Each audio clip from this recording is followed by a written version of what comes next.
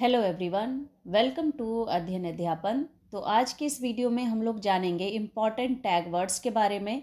और ये tag word आपके सीडीपी के क्वेश्चन को सॉल्व करने में बहुत ही ज़्यादा हेल्प करती है। तो ये सभी वर्ड्स आपको अपने क्वेश्चन को हल करते वक्त दिखाई देते होंगे। जब भी आप प्रश्न को हल करते हैं तो आप चेक कीजिएगा, ये इसी तरह के शब्द आपको देखने को मिलेंगे अपने क्वेश्चन में। और ये इतना इम्पॉर्टेंट है कि अगर आप टैग वर्ड भी अच्छे से कर लेते हैं तो आप सीटेट एग्जाम में पासिंग मार्क्स तो ले ही आएंगे। तो इन टैग वर्ड्स को अच्छे से कीजिए। आज हम लोग सीडीपी के टैग वर्ड्स को पढ़ेंगे। जो भी यहाँ पर इम्पॉर्टेंट चीज़ होगी उसे मैं आप लोगों के साथ शेयर करने वाली हूँ। इसके अलावा और भी सब्जेक्ट के टैग वर्ड्स हैं, तो आप लोग पहले सीडीपी को अच्छे से कीजिए, क्योंकि आपको पता है सीडीपी का क्वेश्चन, सीडीपी सब्जेक्ट अपने आप में ही बहुत ही इम्पॉर्टेंट है आपके सीटेट एग्ज़ाम के लिए।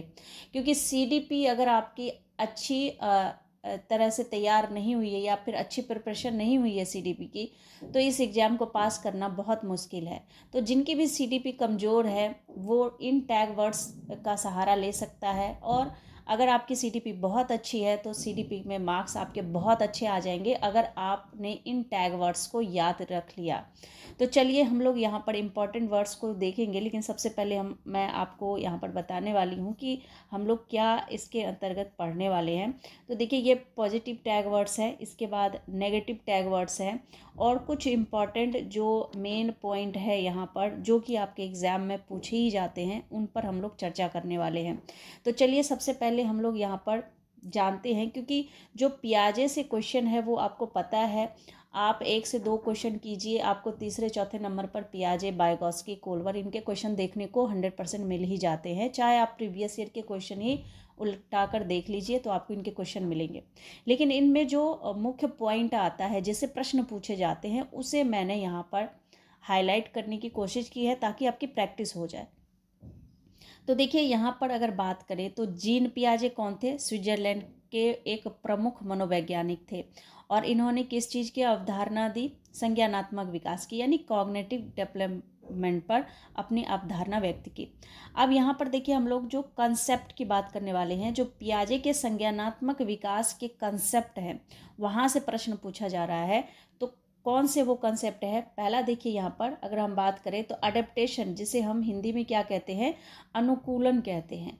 तो अडेप्टेशन बेसिकली होता क्या है, बस हम शॉर्ट में इनको समझेंगे ताकि आपकी रिवीजन हो जाए। यहाँ पर सीधी सी बात है, एक लाइन में अगर हम सरल भाषा में समझे तो वातावरण के अनुसार अपने आप को ढालना ही क्या कहलाता है? अनुकूलन कहलाता है। तो यहाँ पर पहली ही लाइन में आपको समझ आ गया कि एडेप्टेशन क्या होता है। एसिमिलेशन की बात करें, यानी कि आत्मसातकरण की बात करें, समावेशन की बात करें, तो ये एक ही वर्ड है। इसमें क्या होता है, जब हम क्या करते हैं, पूर्व ज्ञान को जो पूर्व का नॉलेज है, पूर्व ज्ञान में हम क्या करते हैं? नए ज्ञान को जोड़ देते हैं। क्या करते हैं? नए ज्ञान को जोड़ देते हैं। तो उसी को हम क्या कहते हैं? एसिमिलेशन कहते हैं। ठीक है। इसके बाद देखिए, डिटेल में आपने थ्योरी पढ़ी होगी तो वहाँ पर आपको पता चल गया होगा। तो इसीलिए यहाँ पर बस इन सब चीज़ों को एक बार रिवीजन के तौर पर हम लोग देख रहे हैं। अब देखिए, यहाँ पर अगर हम बात करें तो आ जाते हैं हम लोग कहाँ पर? एकोमोडेशन, यानी कि समायोजन पर आते हैं। तो इसमें ये होता है कि जब बच्चा अपने पुराने स्कीमा में परिवर्तन करना शुरू कर देता है तो उसे हम क्या कहते हैं? समायोजन कहते हैं। तो समायोजन आपने समझ लिया। उसके बाद देखिए, स्कीमा समझते हैं हम लोग।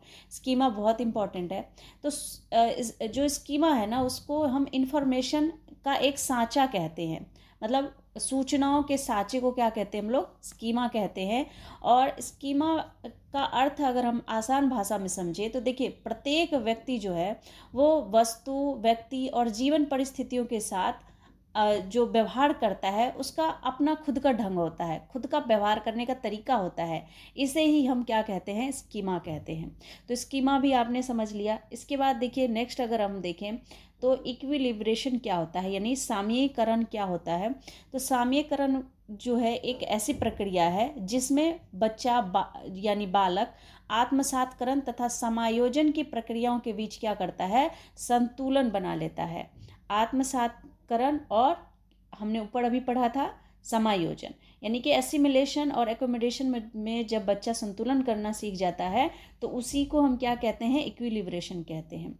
अब आते हैं हम लोग छठवें नंबर, कॉग्निटिव स्ट्रक्चर क्या होता है। तो देखिए कॉग्निटिव स्ट्रक्चर जो है वो बच्चे की मानसिक क्षमताओं या संगठन, मतलब बच्चे की जो मानसिक क्षमता होती है उसी को हम क्या कहते हैं, संज्ञानात्मक संरचना कहते हैं। उसके बाद अगर हम देखें तो मानसिक सक्रिया आती है। तो जब बच्चा किसी काम को पूरा करने के लिए चिंतन करता है, जब वो चिंतन करना शुरू कर देता है किसी काम को करने के लिए, तो उसे हम क्या कहते हैं, मानसिक सक्रिया कहते हैं, मानसिक ऑपरेशंस कहते हैं। इसके बाद स्कीम की बात करें तो अगर किसी काम को करने के लिए, जैसे हमारे पास कोई काम है उसे करने के लिए हमारे पास विभिन्न प्रकार के क्या होते हैं, फैक्टर होते हैं, तथ्य होते हैं, तो उसे ही हम क्या कहते हैं, स्कीम कहते हैं। तो ये आप आठों के आठों जो हमारे मेन पॉइंट थे पियाजे से संबंधित, उसको आपने पढ़ लिया और उम्मीद करती हूँ आपको अच्छे से समझ भी आ गया होगा। अब देखिए इसके अंतर्गत और क्या इंपॉर्टेंट चीज़ जो है हमें याद रखनी है, तो वो देखिए अगर आप पियाजे के क्वेश्चन को देखेंगे तो ये सब शब्द आपको देखने को मिलेगा।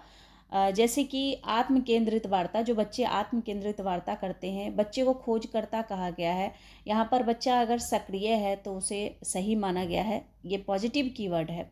खोजकर्ता आ जाए, आत्म केंद्रित वार्ता आ जाए, सक्रिय आ जाए यानी एक्टिव आ जाए, जिज्ञासु आ जाए, ज्ञान का निर्माण, इस तरह के शब्द अगर देखने को मिले, यहाँ पर देख सकते हैं आप लोग, नन्हे वैज्ञानिक कहा गया है, लिटिल साइंटिस्ट कहा जाता है बच्चों को पियाजे के अनुसार।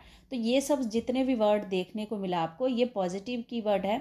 और इस प्रकार के प्रश्न अगर आपको प्रश्न के उत्तर में यानी ऑप्शन में इस तरह के शब्द दिखे तो आप उसे राइट करके आएंगे अगर सकारात्मक में प्रश्न पूछा है तो। अब देखिए यहाँ पर एक और महत्वपूर्ण बात है कि पियाजे के संज्ञानात्मक विकास को 4 भागों में बांटा गया है। तो वो 4 भाग कौन से हैं, इसकी भी रिवीजन कर लेते हैं। तो सबसे पहली अगर हम बात करें तो संवेदी प्रेरक अवस्था होती है और इसकी जो आयु होती है इसमें बच्चे की, वो 0 से 2 वर्ष होती है। इसको हम क्या कहते हैं, सेंसरी मोटर स्टेज कहते हैं, सेंसरी मोटर स्टेज कहते हैं, ठीक है। इसके बाद अगर हम सेकेंड नंबर की बात करें तो पूर्व संक्रियात्मक अवस्था 2 से 7 वर्ष की होती है और इसको हम क्या कहते हैं, प्री ऑपरेशनल स्टेज कहते हैं, ठीक है। उसके बाद नेक्स्ट अगर तीसरे नंबर पर आए हम, तो तीसरे नंबर में कहा जाता है स्थूल या अमूर्त संक्रियात्मक अवस्था, जिसमें बच्चे की आयु 7 से 11 वर्ष होती है। वहीं अगर हम फोर्थ नंबर की बात करें तो औपचारिक या अमूर्त संक्रियात्मक अवस्था, जिसमें बच्चे की उम्र कितना बताया गया है पियाजे के अनुसार 11 से 15 वर्ष। तो ये पियाजे से संबंधित जितने भी महत्वपूर्ण यहाँ पर जहाँ से प्रश्न पूछे जाते हैं, जो भी फैक्ट था वो मैंने आपको बताया। और इसको हम क्या कहते हैं, अमूर्त संक्रियात्मक अवस्था को क्या कहते हैं, फॉर्मल ऑपरेशनल स्टेज। यानी अगर पहले स्टेज की बात करें तो सेंसरी मोटर स्टेज 0 से 2 वर्ष, सेकंड होगा प्री ऑपरेशनल स्टेज 2 से 7 वर्ष, थर्ड होगा कॉन्क्रीट ऑपरेशनल स्टेज जिसे हम 7 से 11 वर्ष की अवस्था मानते हैं, और फोर्थ कहेंगे फॉर्मल ऑपरेशनल स्टेज जिसमें 11 से 15 वर्ष की अवस्था होती है बालक की। अब देखिए अब हम आते हैं नेक्स्ट पॉइंट कोल वर्क से। कोल वर्क से कैसे मतलब कीवर्ड आपको देखने को मिलेगा, तो आप देखेंगे ज़्यादातर यहाँ पर नैतिक तर्कना की बात की जाएगी कोल वर्क से जब भी प्रश्न पूछा जाएगा। अब नैतिक तर्कना होता क्या है उसे समझते हैं। नैतिक तर्कना निर्धारित करने की तार्किक प्रक्रिया संदर्भित करता है कि कोई सही या गलत है, मतलब कोई काम सही है या गलत है उसको निर्धारित करता है। ऐसे तार्किक प्रक्रिया को क्या कहते हैं हम लोग, नैतिक तर्कना कहते हैं। जैसे अगर उदाहरण से समझे तो अंत में जाकर जो हिंज ने चोरी की थी तो उसको उस समय सही लगा कि क्योंकि उसके पास उतने पैसे नहीं थे कि वो दवाई लेकर आता और अपनी पत्नी की जान बचाता, तो इसलिए उस समय इसने चोरी करना उचित समझा। तो कुछ इसी को हम नैतिक तर्कना कहते हैं। अब देखिए मोरल डिलेमा से भी प्रश्न पूछा जाता है, नैतिक दुविधा क्या होता है, नैतिक तर्कना नैतिक दुविधा, इससे प्रश्न आपको देखने को मिलेगा। इसको अगर समझ जाएंगे तो फिर जो प्रश्न सॉल्व करने के तरीके हैं उसको उसमें ज़्यादा आपको परेशान नहीं होना पड़ेगा। तो देखिए नैतिक यहाँ पर क्या होता है, दुविधा होती है कि ये काम करे या ना करे। तो यहाँ पर अगर देखें तो कोलबर्ग में और क्या इम्पोर्टेंट है, तो कोलबर्ग ने नैतिकता को 3 स्तर में विभाजित किया था और फिर उन 3 स्तरों को 2-2 स्तरों में विभाजित किया था। पहले उन 3 स्तरों की बात करें अगर हम लोग, तो देखिए प्री कन्वेंशनल स्टेज, जिसे हम प्राक रूढ़िगत नैतिकता का स्तर कहते हैं, और इसमें अगर देखें तो यहाँ पर 10 वर्ष बच्चे की बताई गई है। ये जो स्टेज होता है वो 10 वर्ष की आयु की अवस्था में होता है। अगर सेकेंड नंबर की बात करें तो रूढ़िगत नैतिकता का स्तर कहा जाता है कन्वेंशनल मोरल स्टेज, जिसमें 13 ईयर आयु होती है। तीसरे की बात करें तो उत्तर रूढ़िगत नैतिकता का स्तर पोस्ट कन्वेंशनल स्टेज होता है। ठीक है, फिर इन्हीं को 2-2 भागों में फिर से विभाजित किया गया है। इसमें अगर हम देखें, अगर एक एक करके अगर हम पहले नंबर यानी कि प्राक रूढ़िगत नैतिकता का स्तर अगर हम देखें, यानी कि प्री कन्वेंशनल स्टेज की बात करें, तो इसको 2 पार्ट में बांटा गया है। यहाँ पर अगर बात करें तो पहले पार्ट को कहा जाता है दंड एवं आज्ञा पालन उन्मुखता, यानी punishment and obedience orientation. Second की बात करें तो यहाँ पर आता है आपका साधनात्मक सापेक्षता उन्मुखता, यानी कि यहाँ पर इंस्ट्रूमेंटल रिलेटिव ओरिएंटेशन, यहाँ पर सेकंड इसका पार्ट आता है। इसके बाद अगर हम नेक्स्ट अगर सेकंड नंबर को देखें, यानी कि रूढ़िगत नैतिकता का स्तर देखें, तो इसको भी 2 पार्ट में बांटा गया है। वो क्या है वो देख लीजिए। तो इसमें आता है पहला पॉइंट अच्छा बच्चा या बच्ची बनने की उन्मुखता, गुड बॉय गुड गर्ल। और बी पॉइंट अगर देखें तो लॉ एंड ऑर्डर ओरिएंटेशन आता है, यानी कानून एवं व्यवस्था उन्मुखता। इसके बाद अगर हम थर्ड पोर्शन को देखें तो इसमें आपका जो फर्स्ट पार्ट आता है उत्तर रूढ़िगत नैतिकता का स्तर, अगर हम इसे पहले पार्ट में विभाजित करें तो देखिए इसका आता है सामाजिक अनुबंधन उन्मुखता, यानी social contract orientation. B part की बात करें यानी सेकंड पार्ट की बात करें को हम जानेंगे सार्वभौमिक नैतिक सिद्धांत उन्मुखता, यानी कि यूनिवर्सल एथिकल प्रिंसिपल ओरिएंटेशन। तो ये कुछ इनके पार्ट हैं जो मैंने आपको बता दिया है। आप लोगों ने इसकी थ्योरी पढ़ी होगी तो आप लोगों को अच्छे से समझ आ गया होगा। वाइगोत्स्की से प्रश्न पूछा जाता है तो इसमें देखिए किस प्रकार के शब्द आपको देखने को मिलेंगे। अगर निकट विकास का क्षेत्र आ जाए यानी ZPD आ जाए, वो समझ लीजिए वाइगोत्स्की से प्रश्न है। और जोन ऑफ प्रॉक्सिमल डेवलपमेंट कहते हैं इसको। इसमें क्या होता है, बच्चे को थोड़ा हिंट दे करके उसको आगे बढ़ने में मदद किया जाता है। तो इसको हम ये सेकंड अगर देखें तो इसको हम क्या कहेंगे, कॉग्निटिव डेवलपमेंट की भी बात करते हैं वाइगोत्स्की, पियाजे की तरह ही।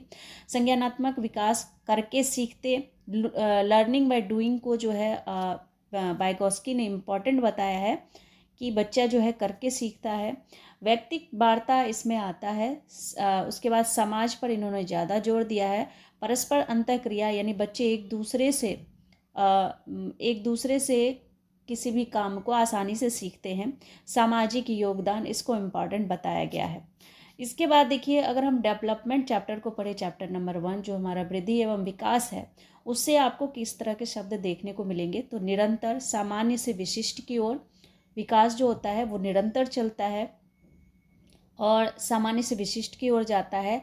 आंतरिक एवं बाह्य विकास के ये लक्षण है, निश्चित क्रम में होता है। उसके बाद विकास जो है वो परिमाणात्मक यानी कि क्वांटिटेटिव और क्वालिटेटिव दोनों होता है, गुणात्मक और परिमाणात्मक दोनों ही होता है। उसके बाद संगठनात्मक भी होता है। तो ये कीवर्ड हैं आपके विकास से संबंधित। उसके बाद अगर हम बुद्धि की बात करें तो बुद्धि 7 प्रकार की बुद्धि को ज़्यादा इम्पोर्टेंट बताया गया है हावर्ड गार्डनर द्वारा, तो उसको आप जरूर पढ़ लें।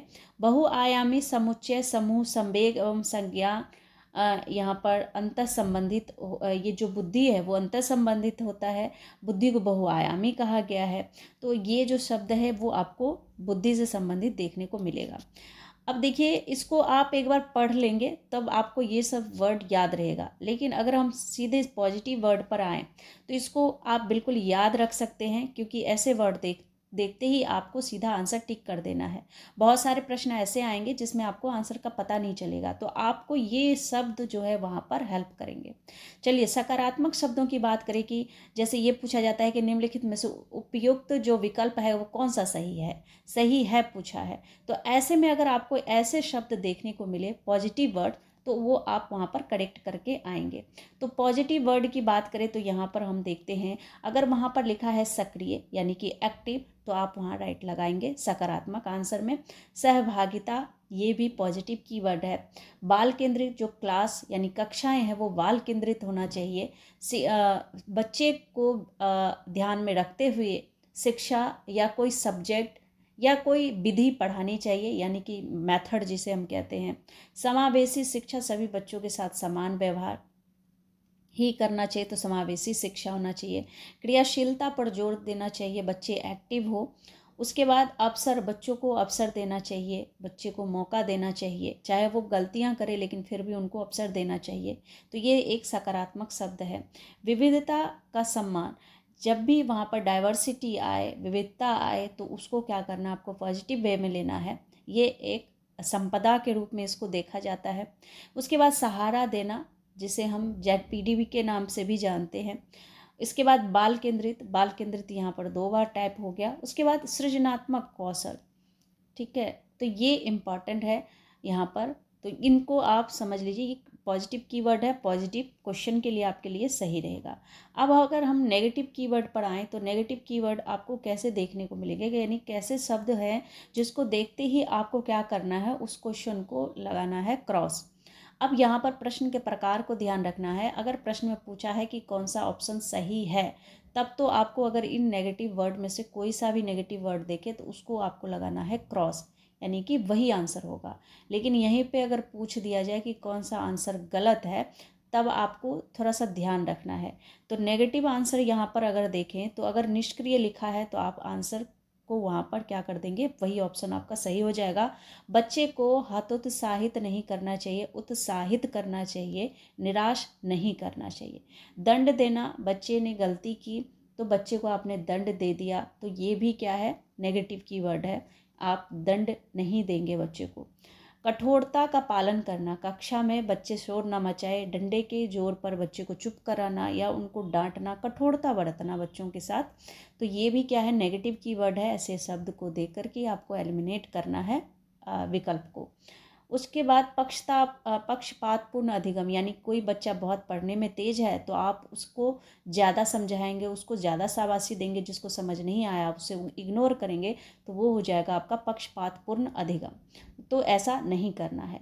उसके बाद ऑप्शन में देखने को मिल जाए केवल यही, मात्र यही, यही मतलब ही आ जाए, ये इस तरह के जो तीनों वर्ड है, ये आप इसे देखते ही एलिमिनेट करेंगे। याद करना, बच्चों को कंठस्थ करवाना कोई चीज़, तो ये नेगेटिव कीवर्ड है, कंठस्थ नहीं करना है, करके सीखना है, उस पर जोर देना है। तुलना नहीं करेंगे, बच्चों में भेदभाव नहीं करेंगे, चाहे आपका जाति धर्म के आधार पर हो या फिर एजुकेशन के आधार पर हो, आप उसे रैंकिंग नहीं करेंगे, तो ये इन सब चीज़ों को ध्यान रखना है। ग्रेडिंग, रैंकिंग नहीं करना है, ये एक नेगेटिव कीवर्ड है।